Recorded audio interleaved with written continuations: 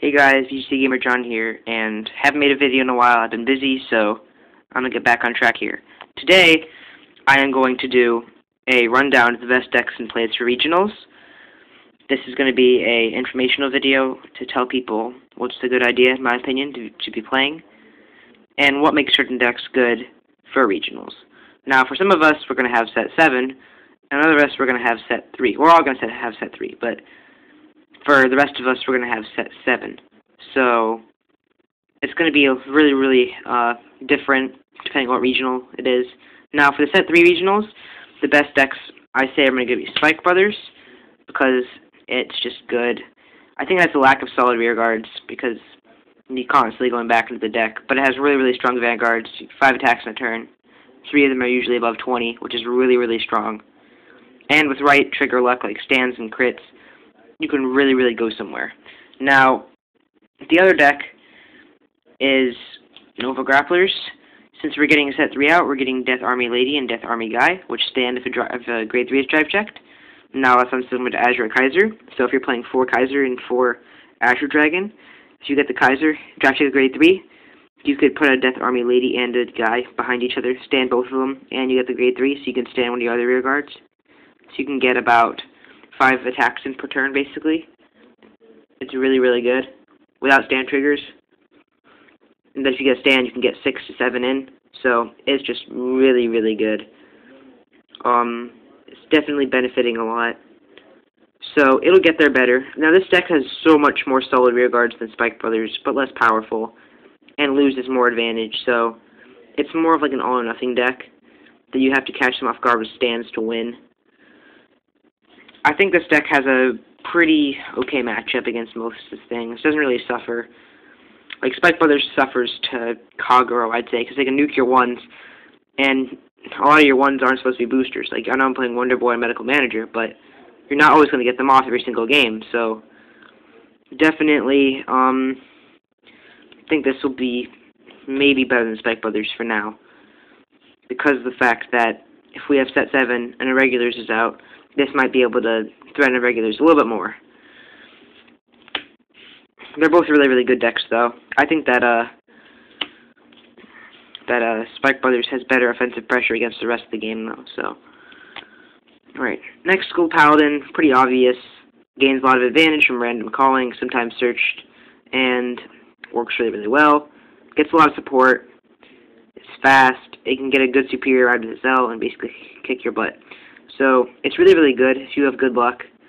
Like, I was battling some guy and he double Azel'd at 5 damage into 2 heal triggers, and that basically cost him the game. So, yeah, that's the thing.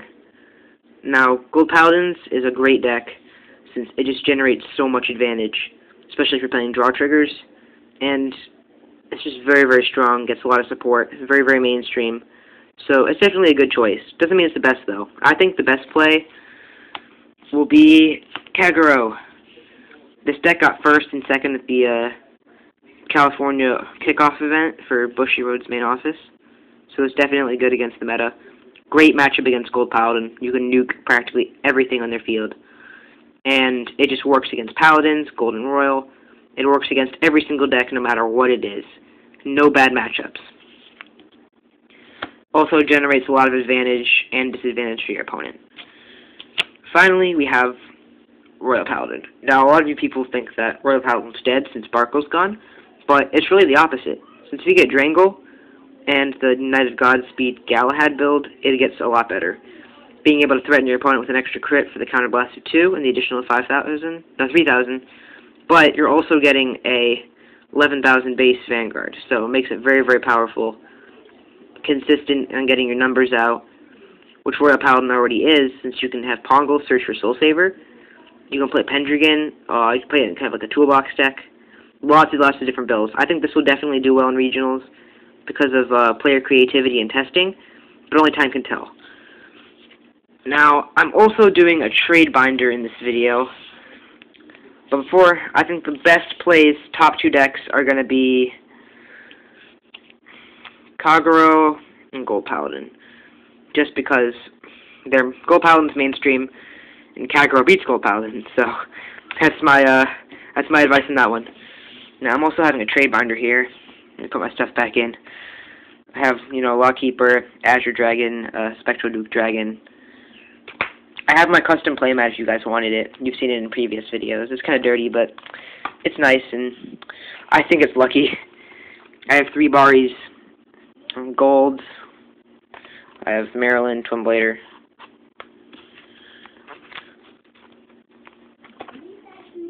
Curio, Skydiver. Conroe, Agodios, Lou, Agravain, Young Pegasus Knight, some Chantax, Cormorant, Swords Masters, Pendragons, Master Beetles, Swords, Spirit Seed, Thanatos, and just some rares here now.